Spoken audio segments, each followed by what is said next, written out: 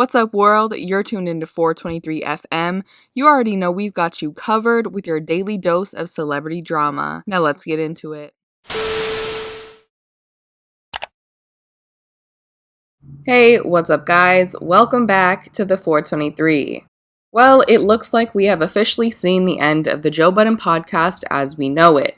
If you've been paying attention for the past few weeks, then you already know there's been more than a little tension between Joe Budden and his co-hosts Rory and Mal. So much so that the latter two ended up going on a strike of some sorts for a few weeks, refusing to come back to the show for reasons that they never fully went into, but it was pretty obvious that it had to do with ownership, money, and other things having to do with their contracts. That went on for a while, then finally, Rory and Mal came back a few weeks ago, and the three of them tried to brush it all under the rug like it never happened. But it was obvious just how much tension there still was between all of them, and that finally came to a head today when Joe seemingly fired Rory and Mal. I'll play the audio for you to hear for yourselves. Change the splits. Change the benchmarks. Hey, y'all go get a deal and bring it back. I'll take less. I'll take less. Not much less. Not much less. But I'll take less if y'all source it. Hey, y'all go get the advertiser and the integration. Hey, we talk about these deals all the time. You bring it, you eat different. I bring it, I eat different.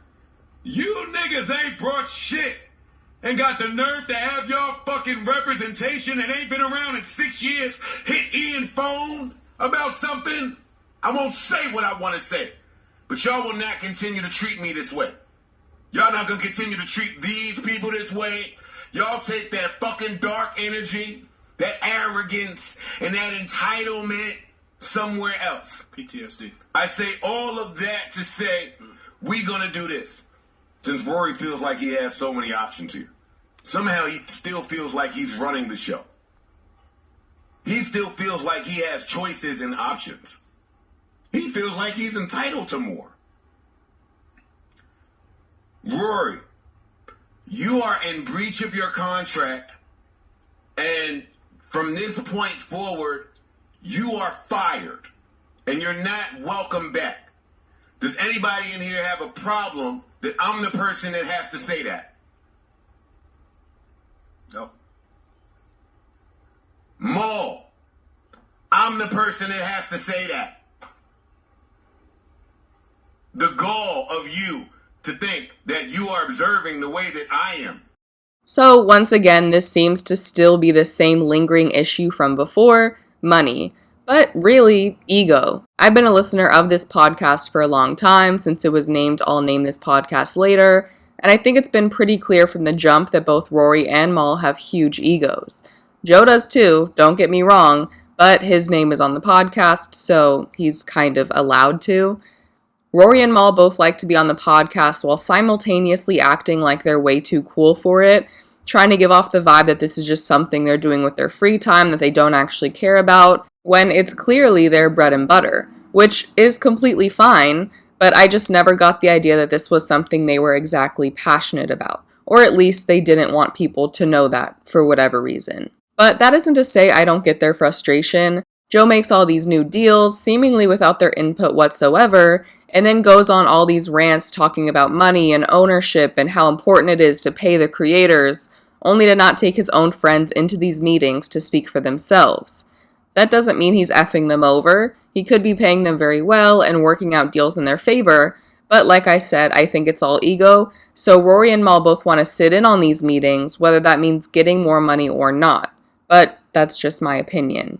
In response to the public commentary surrounding this leaked audio, which features Joe firing Rory, he's been sounding off on Twitter and responding to fans about the matter.